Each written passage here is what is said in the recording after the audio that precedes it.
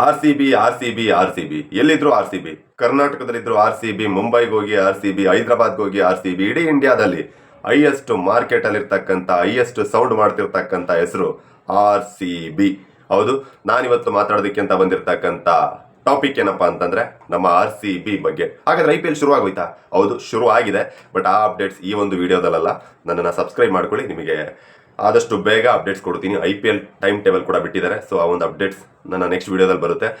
ಈಗ ನಾನು ಈ ವಿಡಿಯೋದಲ್ಲಿ ಮಾತಾಡೋದಕ್ಕೆ ಅಂತ ಬಂದಿರೋದು WPL ವುಮೆನ್ಸ್ IPL ಮ್ಯಾಚ್ ಬಗ್ಗೆ. ಅದು ಆಲ್ರೆಡಿ ಶುರುವಾಗಿದೆ. ಈಗ ಎರಡನೇ ಮ್ಯಾಚ್ ನಿನ್ನೆ ಮುಕ್ತಾಯ ಆಯಿತು. ನಮ್ಮ RCB ತಂಡದ ಎರಡನೇ ಮ್ಯಾಚ್ ಮುಕ್ತಾಯ ಆಯಿತು.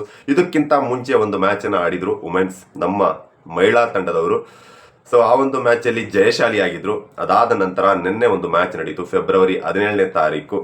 ಸೊ ಆ ಒಂದು ಮ್ಯಾಚಲ್ಲಿ ಆ ಒಂದು ಮ್ಯಾಚ್ ಟೈಮಿಂಗ್ಸ್ ಬಂದು 7:30 ಇಂದ ಆ ಒಂದು ಮ್ಯಾಚ್ ಇತ್ತು. ಆ ಒಂದು ಮ್ಯಾಚಲ್ಲಿ ಅವ್ರಿಗೆ ಅಪೋಸಿಟ್ ಆಗಿ ಇದ್ದಂಥ ಟೀಮ್ ಯಾವುದು, ಆ ಟೀಮ್ ಜೊತೆ ನಮ್ಮ ಟೀಮ್ ವುಮೆನ್ಸ್ ಹೆಣ್ಣು ಮಕ್ಕಳ ಟೀಮ್ ಯಾವ ರೀತಿಯೆಲ್ಲ ಆಟ ಆಡಿದ್ರು, ಯಾರ್ಯಾರೆಲ್ಲ ಹೈಲೈಟ್ ಆದರು, ಯಾರ್ಯಾರು ಹೈಯೆಸ್ಟ್ ಸ್ಕೋರ್ ಮಾಡಿದ್ರು, ಯಾರ್ಯಾರು ಬೌಲಿಂಗಲ್ಲಿ ಹೆಸರು ಮಾಡಿದ್ರು, ಅದಾದಮೇಲೆ ಕೊನೆಗೆ ಯಾರು ಗೆದ್ರು, ಯಾರು ಸೋತ್ರು, ಈ ಒಂದಷ್ಟು ಮೇನ್ ಹೈಲೈಟ್ಸ್ ಜೊತೆ ಈ ಒಂದು ವಿಡಿಯೋ. ಅದಕ್ಕಿಂತ ಮುಂಚೆ ಯಾರೆಲ್ಲ ಫಸ್ಟ್ ಟೈಮ್ ನನ್ನ ವಿಡಿಯೋನ ನೋಡ್ತಾ ಇದ್ರೆ ದಯವಿಟ್ಟು ಸಬ್ಸ್ಕ್ರೈಬ್ ಮಾಡ್ಕೊಳ್ಳಿ. ಹಾಗೆ ಪಕ್ಕದಲ್ಲಿ ಇರ್ತಕ್ಕಂಥ ನೋಟಿಫಿಕೇಶನ್ ಬೆಲ್ ಬಟನ್ನ ಕ್ಲಿಕ್ ಮಾಡ್ಕೊಳ್ಳಿ. ಯಾಕೆಂದರೆ ನಾನು ನೆಕ್ಸ್ಟ್ ವಿಡಿಯೋ ಅಪ್ಲೋಡ್ ಮಾಡಿದಾಗ ನಿಮಗೆ ಟನ್ ಅಂತ ನೋಟಿಫಿಕೇಶನ್ ಬರುತ್ತೆ. ಅದಕ್ಕೋಸ್ಕರ ಬನ್ನಿ, ಹಾಗಾದರೆ ತಡ ಮಾಡೋದಕ್ಕೆ ವಿಡಿಯೋನ ಶುರು ಮಾಡೋಣ. ಮೊದಲನೇದಾಗಿ ನಿನ್ನೆ ಫೆಬ್ರವರಿ 17ನೇ ತಾರೀಕು ಸಂಜೆ 7:30ಕ್ಕೆ ಮ್ಯಾಚ್ ಶುರುವಾಯಿತು. ಯಾರ್ಯಾರ ಜೊತೆ? RCB versus DC, Delhi capitals, ಈ ಒಂದು ಮ್ಯಾಚ್ ಇತ್ತು. ಸೊ ಈ ಒಂದು ಮ್ಯಾಚನ್ನು ನಾನು ಕೂಡ ತುಂಬ ಕುತೂಹಲಕಾರಿಯಾಗಿ ನೋಡ್ತಾ ಇದ್ದೆ. ನನ್ನಷ್ಟೇ ಕುತೂಹಲಕಾರಿಯಾಗಿ ಸಾಕಷ್ಟು RCB ಅಭಿಮಾನಿಗಳು, ಕ್ರಿಕೆಟ್ ಪ್ರೇಮಿಗಳು ನೋಡ್ತಾ ಇದ್ರಿ ಅನ್ಕೊಂತೀನಿ. ಬಟ್ ಎಷ್ಟೋ ಜನ ಮಿಸ್ ಮಾಡ್ಕೊಂಡಿರ್ತೀರ. ಅದಾದಮೇಲೆ ಯಾರ್ಯಾರ್ದು ಒಂದಷ್ಟು ಮಿಸ್ ಮಾಡ್ಕೊಂಡಿರ್ತೀರ, ಏನೇನೆಲ್ಲ ಹೈಲೈಟ್ಸ್ನ ನೀವು ಮರೆತೋಗಿರ್ತೀರ. ಈ ಒಂದಷ್ಟು ಮೇನ್ ಪಾಯಿಂಟ್ಸ್ಗಳನ್ನೆಲ್ಲ ನಾನು ನೋಟ್ಸ್ ಮಾಡ್ಕೊಂಡು ಬಂದಿದ್ದೀನಿ. ಆ ಒಂದು ಪಾಯಿಂಟ್ಸ್ನ ನಾನು ಹೇಳ್ತಾ ಹೋಗ್ತೀನಿ ನೋಡಿ. ಮೊದಲನೇದಾಗಿ ನಿನ್ನೆ ನಡೆದಂಥ ಮ್ಯಾಚ್ ಬಗ್ಗೆ ಮಾತಾಡೋದಾದರೆ, ಫಸ್ಟ್ ಟಾಸಲ್ಲಿ ನಮ್ಮ ಡೆಲ್ಲಿ ಕ್ಯಾಪಿಟಲ್ಸ್ ಅವರು ಟಾಸಲ್ಲಿ ಚೂಸ್ ಮಾಡ್ಕೊಂಡಿದ್ದು ಬ್ಯಾಟಿಂಗನ್ನು. ಸೊ ಇಲ್ಲಿ ಬಹುಶಃ ನಮ್ಮ RCB ಟೀಮ್ ಅವರು ಬೌಲಿಂಗನ್ನು ಎತ್ಕೋತಾರೆ. ಈ ಒಂದು ಆಟ ಶುರುವಾಗಿದ್ದು ತುಂಬ ನನಗೆ ಎಕ್ಸೈಟಿಂಗ್ ಅಂತ ಅನ್ನಿಸ್ತು, ತುಂಬಾ ಕನ್ಫ್ಯೂಸಿಂಗ್ ಆಗಿತ್ತು.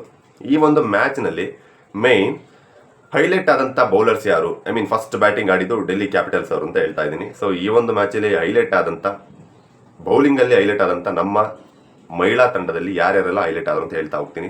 ಮೊದಲನೇದಾಗಿ ಫಸ್ಟ್ ಬ್ಯಾಟಿಂಗ್ ಡೆಲ್ಲಿ ಕ್ಯಾಪಿಟಲ್ಸ್, ಇವರ ಒಂದು ಸ್ಕೋರ್, ಅವರು ಟೋಟಲ್ ಆಗಿ 141 ರನ್ಗಳನ್ನ ಗಳಿಸ್ತಾರೆ. 10ಕ್ಕೆ 10 ವಿಕೆಟ್ಗಳನ್ನ ಕಳ್ಕೋತಾರೆ. ಹಾಗಾದರೆ 20 ಓವರ್ವರೆಗೂ ಆಡ್ತಾರ? ಇಲ್ಲ, 20 ಓವರ್ವರೆಗೂ ಬರಲ್ಲ. 19 ಓವರ್ 3 ಬಾಲ್ ಅಲ್ಲಿಗೇನೆ ಆಲ್ ಔಟ್ ಆಗಿ ಹೋಗ್ತಾರೆ. ಹೌದು, ತುಂಬಾ ಬಿಡಿ ಬೇಡ ಆ ಥರ, ನನಗೆ ತುಂಬ ಅವ್ರ ಬಗ್ಗೆ ಹೇಳೋಕ್ಕೆ ತುಂಬ ಬೇಜಾರಾಗುತ್ತೆ. ಸೊ 10ಕ್ಕೆ 10 ವಿಕೆಟು ಯಾಕೆ ಬೇಜಾರಾಗುತ್ತೆ ಅಂತ ಹೇಳ್ತಾ ಇದ್ದೀನಿ ಅಂದರೆ, ನಾನು ಡೆಲ್ಲಿ ಕ್ಯಾಪಿಟಲ್ಸ್ ಅಂತ ಈ ಸಲ ಏನೋ ಇವಿ ಎಕ್ಸ್ಪೆಕ್ಟೇಷನ್ಸ್ ಇಟ್ಕೊಂಡಿದ್ದೆ.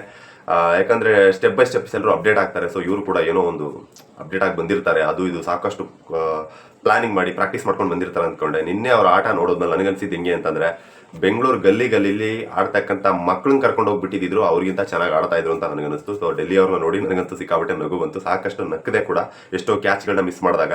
ಸೊ ಅವರ ಒಂದು ಟಾರ್ಗೆಟ್ ಬಂದು 141 ರನ್ಸ್, 10 ವಿಕೆಟ್ಗಳು ಹೋಗುತ್ತೆ, 19 ಓವರ್ 3 ಬಾಲ್ಗಳಿಗೆ. ಸೊ ಇದಾದಮೇಲೆ ಈ ಒಂದು ಮ್ಯಾಚಲ್ಲಿ ಹೈಲೈಟ್ ಆದಂಥ ಬೌಲರ್ಗಳು ಯಾರಪ್ಪ ಅಂತಂದರೆ, ಫಸ್ಟ್ ಆ ಒಂದು ಹೈಲೈಟ್ ಆದಂಥ ಬೌಲರ್ ಬಗ್ಗೆ ಹೇಳ್ಬೇಕಂದ್ರೆ ರೇಣುಕಾ ಸಿಂಗ್ ಅವರು. ಹೌದು, ರೇಣುಕಾ ಸಿಂಗ್ ಅವರು 4 ಓವರ್ ಬೌಲಿಂಗನ್ನು ಮಾಡ್ತಾರೆ, 23 ರನ್ಗಳನ್ನ ಕೊಡ್ತಾರೆ. ವಿಕೆಟ್ ಎಷ್ಟು ಕಿತ್ಕೊಂಡಿರ್ಬೋದು? 3 ವಿಕೆಟ್ಗಳನ್ನ ಕಿತ್ಕೋತಾರೆ. ಹೌದು, ರೇಣುಕಾ ಸಿಂಗ್ ಅವರು 4 ಓವರ್ ಬೌಲಿಂಗ್ ಮಾಡ್ತಾರೆ, 23 ರನ್ಗಳನ್ನ ಕೊಡ್ತಾರೆ, 3 ವಿಕೆಟ್ಗಳನ್ನ ಕಿತ್ಕೋತಾರೆ. ಇದ್ರ ಜೊತೆ ನಿನ್ನೆ ನಡೆದಂಥ ಮ್ಯಾಚಲ್ಲಿ ಹೈಲೈಟ್ ಆದಂಥ ಬೌಲರ್ ಅಂತಂದರೆ ಇವರೇನೆ. ಬೌಲಿಂಗಲ್ಲಿ ಸಾಕಷ್ಟು ಹೆಸರು ಮಾಡಿ ಸೈ ಅನ್ಸ್ಕೋತಾರೆ. ತುಂಬ ಖುಷಿಯಾಗುತ್ತೆ. ಕಂಗ್ರಾಟ್ಸ್ ರೇಣುಕಾ ಸಿಂಗ್ ಅಂತ ಹೇಳ್ತಾ, ನೆಕ್ಸ್ಟ್ ಬೌಲಿಂಗಲ್ಲಿ ಯಾರು ಹೆಸರು ಮಾಡಿದ್ರು ಅಂತಂದರೆ ಜಾರ್ಜಿಯೋ ವಾಮ್. ಅವ್ರು ಬಂದ್ಬಿಟ್ಟು 4 ಓವರ್ಗಳನ್ನ ಮಾಡ್ತಾರೆ ಬೌಲಿಂಗ್, 25 ರನ್ಗಳನ್ನ ಕೊಡ್ತಾರೆ. ಅವರು ಕೂಡ 3 ವಿಕೆಟ್ಗಳನ್ನ ಕಿತ್ಕೋತಾರೆ. ಸೊ ಬೌಲಿಂಗಲ್ಲಿ ನಿನ್ನೆ ಹೈಲೈಟ್ ಆದಂಥವ್ರು ಇವರಿಬ್ಬರೇ. ರೇಣುಕಾ ಸಿಂಗ್ ಅವರು ಟಾಪ್ 1 ಅಂತ ಚೂಸ್ ಮಾಡ್ಬೋದು.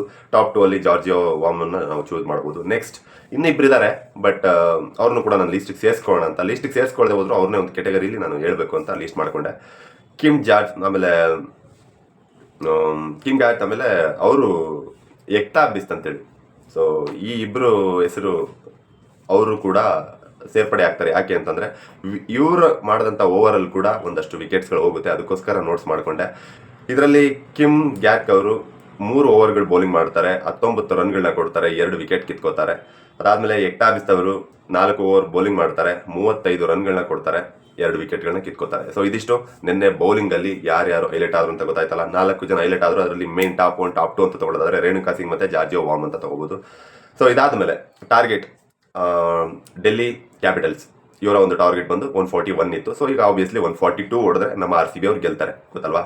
ಅದಾದಮೇಲೆ ನೆಕ್ಸ್ಟ್ ನಮ್ಮ RCB ತಂಡದ ಮಹಿಳಾ ತಂಡದ ಮ್ಯಾಚ್, ಅವರ ಒಂದು ಬ್ಯಾಟಿಂಗ್ ಶುರುವಾಗುತ್ತೆ. ಈ ಒಂದು ಬ್ಯಾಟಿಂಗಲ್ಲಿ ಹೈಲೈಟ್ ಆದಂಥವ್ರ ಬಗ್ಗೆ ನಾನು ಹೇಳ್ಬೇಕಂದ್ರೆ ಯಾರೆಲ್ಲ ಬ್ಯಾಟಿಂಗಲ್ಲಿ ಹೆಸರು ಮಾಡಿದ್ರು, ಯಾರು ಸೈ ಅನ್ಸ್ಕೊಂಡ್ರು, ಯಾರು ರೆಕಾರ್ಡ್ ಬ್ರೇಕ್ ಮಾಡಿದ್ರು ಅಂತ ಹೇಳ್ಬೇಕಂದ್ರೆ ಅಫ್ಕೋರ್ಸ್ ನಾನು ಹೇಳೋಂಥ ಅವಶ್ಯಕತೆನೇ ಇಲ್ಲ. ಸ್ಟಾರ್ಟಿಂಗಲ್ಲಿ ಸ್ಮಿತಾ ಮಂದಣ್ಣ ಅವ್ರು ಬರ್ತಾರೆ, ವ್ಯಾಟ್ ಓಡ್ಜ್ ಅವ್ರು ಬರ್ತಾರೆ, ಇವರಿಬ್ಬರು ಬರ್ತಾರೆ. ಸ್ಮಿತಾ ಮಂದಣ್ಣ ಮತ್ತು ವ್ಯಾಟ್ ಓಡ್ಜ್ ಬರ್ತಾರೆ. ಇವರಲ್ಲಿ Smita Mandanna highest record break ಮಾಡ್ತಾರೆ. ಯಾಕೆಂತಂದರೆ ಇದುವರೆಗೂ ನಡೆದಂಥ ಮಹಿಳಾ ಒಂದು ಮಹಿಳಾ IPL ಸೀಸನ್ ಏನಿತ್ತು, ಆ ಒಂದು ಸೀಸನಲ್ಲಿ WPL ಸೀಸನ್ ಏನಿತ್ತು, ಈ ಒಂದು ಸೀಸನಲ್ಲಿ ಲಾಸ್ಟ್ ಹೈಯೆಸ್ಟ್ ರನ್ಗಳನ್ನ ಹೊಡೆದಿದ್ದು ಕೂಡ ಸ್ಮಿತಾ ಮಂದಣ್ಣ ಅವರೇ, 80 ರನ್ಗಳನ್ನ ಹೊಡೆದಿದ್ರು. ಸೊ ಟು ಬಿ ಫ್ರಾಂಕ್ ನಾನು ನಿನ್ನೆ ಎಕ್ಸ್ಪೆಕ್ಟೇಷನ್ ಇದ್ದಿದ್ದು ಗ್ಯಾರಂಟಿ ಈ ಸಲ ಒಂದು ಸೆಂಚುರಿ ಹೊಡಿತಾರೆ ಅಂತ ಕಾಯ್ತಾ ಇದ್ದೆ, ಬಟ್ ಅದಾಗಲಿಲ್ಲ.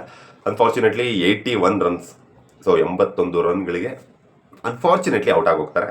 ಬಟ್ ಅವರು ಇದ್ದಿದ್ರು ಕೂಡ ಸೆಂಚುರಿ ಮಾಡೋಕ್ಕಾಗ್ತಾ ಇರಲಿಲ್ಲ, ಬಿಕಾಸ್ ಆಲ್ರೆಡಿ ರನ್ ರೇಟ್ ಕಡಿಮೆ ಇತ್ತು, ತುಂಬ ಕಡಿಮೆ ಇತ್ತು. ನಾನು ಸ್ವಲ್ಪ ಹತ್ತತ್ರದಲ್ಲಿದ್ದಂಥ ಆಲ್ಮೋಸ್ಟ್ ಒಂದು 9, 10, 11 ಆ ರನ್ಸ್ ಗ್ಯಾಪಲ್ಲಿ ಅವ್ರು ಔಟ್ ಆಗ್ತಾರೆ.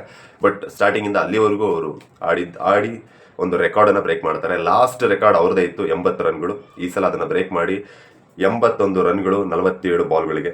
ಇದು ನಿನ್ನೆ ಸ್ಮಿತಾ ಮಂದಣ್ಣ ಅವರ ರೆಕಾರ್ಡ್ ಅಂತ ಹೇಳ್ಬೋದು. ಅದಾದ ನಂತರ ನೆಕ್ಸ್ಟ್ ವ್ಯಾಟ್ ಅವ್ರು ಬಂದು 42 ರನ್ಗಳು 33 ಬಾಲ್ಗಳಿಗೆ.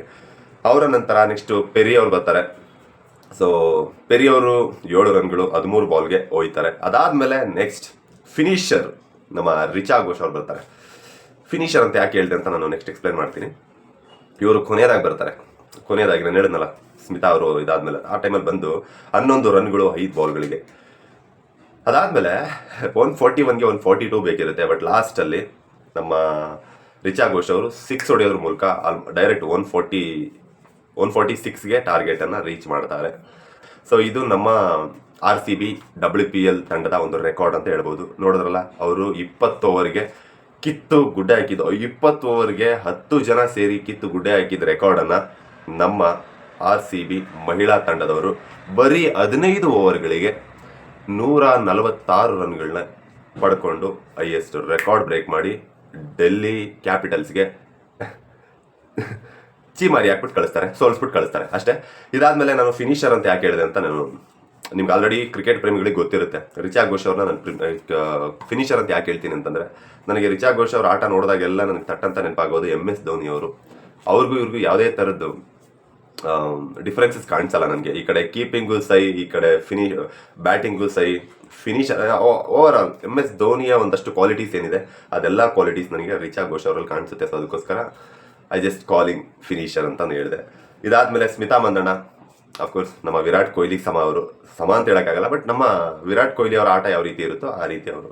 ಸೊ ಇದಿಷ್ಟು ನಿನ್ನೆ ನಡೆದಂಥ WPL ವುಮೆನ್ಸ್ IPL ಮ್ಯಾಚ್ನ, ವುಮೆನ್ಸ್ WPL ಆ ಒಂದು ಮ್ಯಾಚ್ನ ಹೈಲೈಟ್ಸ್ ಮತ್ತು ಒಂದಷ್ಟು ಮಾಹಿತಿಗಳನ್ನ ನಾನು ತೊಗೊಂಡು ಬಂದಿದ್ದೀನಿ. ಯಾರ್ಯಾರೆಲ್ಲ ಮಿಸ್ ಮಾಡ್ಕೊಂಡಿದ್ರಿ, ನೋಡೋಕ್ಕಾಗಿರಲಿಲ್ಲ, ನಾನು ಜಿಯೋ ಹಾಟ್ಸ್ಟಾರ್ ಸಬ್ಸ್ಕ್ರಿಪ್ಷನ್ ತೊಗೊಂಡಿಲ್ಲ ಬ್ರೋ, ದುಡ್ಡಿಲ್ಲ ನನ್ನ ಹತ್ರ, ನಾನು ಸಬ್ಸ್ಕ್ರಿಪ್ಷನ್ ಮಾಡ್ಕೊಳಕ್ಕಾಗಲಿಲ್ಲ, ಹೆಂಗೆ ನೋಡಬೇಕು ಅಂತ ಯೋಚನೆ ಮಾಡ್ತಾ ಇದೆ ಅಂತ ಸಾಕಷ್ಟು ಜನಕ್ಕೆ ಏನಾದರೂ ಡೌಟ್ ಇದ್ದರೆ ಅವ್ರಿಗೆ ಈ ಒಂದು ವಿಡಿಯೋನ ಶೇರ್ ಮಾಡಿ, ಅವ್ರಿಗೆ ನೆನ್ನೆ ನಡೆದಂಥ ಮ್ಯಾಚ್ನ ಒಂದಷ್ಟು ಡೀಟೇಲ್ಸ್ ಗೊತ್ತಾಗಲಿ. ಇದಾದಮೇಲೆ ನೆಕ್ಸ್ಟ್ ನಮ್ಮ RCB ತಂಡದ ಯಾವುದೇ ಥರದ ಮಾಹಿತಿ ಬೇಕಿದ್ರೂ ಕೂಡ ನೀವು ನನ್ನ ಚಾನಲ್ನ ಸಬ್ಸ್ಕ್ರೈಬ್ ಮಾಡ್ಕೊಳ್ಳಿ. ಎನಿಥಿಂಗ್ WPL ಇಂದ ಹಿಡಿದು ನೆಕ್ಸ್ಟ್ ಶುರುವಾಗ್ತಕ್ಕಂಥ IPL, ಈಗ IPL ಟೈಮ್ ಟೇಬಲ್ ಕೂಡ ಅನೌನ್ಸ್ ಆಗಿದೆ. ಸೊ ನೆಕ್ಸ್ಟ್ ಮುಂದಿನ ವಿಡಿಯೋದಲ್ಲಿ ನಾನು IPL ಟೀಮ್ ಬಗ್ಗೆ ನಾನು ಆ ಒಂದು ಟೈಮ್ ಟೇಬಲ್ ಬಗ್ಗೆ ಒಂದು ವಿಡಿಯೋ ಮಾಡ್ತೀನಿ. ಯಾವಾಗಿಂದ IPL ಶುರುವಾಗುತ್ತೆ, ಯಾರ ವಿರುದ್ಧ ಫಸ್ಟ್ ಮ್ಯಾಚ್ ಇರುತ್ತೆ, RCB ಮ್ಯಾಚ್ ಯಾವಾಗಿರುತ್ತೆ, next CSK versus RCB match ಯಾವಾಗಿರುತ್ತೆ, ಈ ಒಂದಷ್ಟು ಆ ಒಂದು IPL time table over all ಅದ್ರ ಬಗ್ಗೆ ಒಂದು ವಿಡಿಯೋ ಕೂಡ ಮಾಡ್ತೀನಿ. ಸೊ ನೀವು WPL, IPL, Bigg Boss, anything ಈ ಥರದ, ಆಮೇಲೆ ಹೊಸ ಸಿನಿಮಾಗಳ ರಿವ್ಯೂಸ್, ನೀವು ಯಾವ ಸಿನಿಮಾನ ರಿವ್ಯೂ ಮಾಡಿ ಅಂತ ಕೇಳ್ತಿರೋ ಆ ಸಿನಿಮಾದ ರಿವ್ಯೂಸ್ ಎಲ್ಲ ಕೂಡ ನನ್ನ ಚಾನಲ್ ಸಿಗುತ್ತೆ. ಸೊ ಹಾಗಾಗಿ ಆದಷ್ಟು ಬೇಗ ಮತ್ತೊಮ್ಮೆ ಕೇಳ್ತಾ ಇದ್ದೀನಿ, ಸಬ್ಸ್ಕ್ರೈಬ್ ಮಾಡಿಕೊಂಡು ನೋಟಿಫಿಕೇಶನ್ ಬೆಲ್ ಬಟನ್ ಆನ್ ಮಾಡ್ಕೊಂಡು ಕಾಯ್ತಾ ಇರಿ. ಆರಾಮಾಗಿ ನಿಮ್ಮ ಕೆಲಸ ಮಾಡ್ಕೊಂಡು ಕಾಯ್ತಾ ಇರಿ. ಮತ್ತೆ ಮುಂದಿನ ವಿಡಿಯೋದೊಂದಿಗೆ ನಿಮಗೆ ಹೊಸ ಅಪ್ಡೇಟ್ಸ್ ತೊಗೊಂಡು ಬರ್ತೀನಿ. ಇಲ್ಲಿಗೆ ಈ ಒಂದು ವಿಡಿಯೋನ ಮುಗಿಸೋಣ. ಯಾರಿಗೆಲ್ಲ ಏನಾದರೂ ಡೌಟ್ ಇದೆ ಅವರೆಲ್ಲ ಕಮೆಂಟಲ್ಲಿ ತಿಳಿಸಿ. ಏನಾದರೂ ತಪ್ಪಾಗಿದ್ದರೆ ದಯವಿಟ್ಟು ಕ್ಷಮಿಸಿ ಅಂತ ಹೇಳ್ತಾ ಇಲ್ಲಿಗೆ ಒಂದು ವಿಡಿಯೋನ ಮುಗಿಸ್ತಾ ಇದ್ದೀನಿ. ಜೈ ಹಿಂದ್, ಜೈ ಕರ್ನಾಟಕ, ಮತ್ತೆ ಧನ್ಯವಾದಗಳು.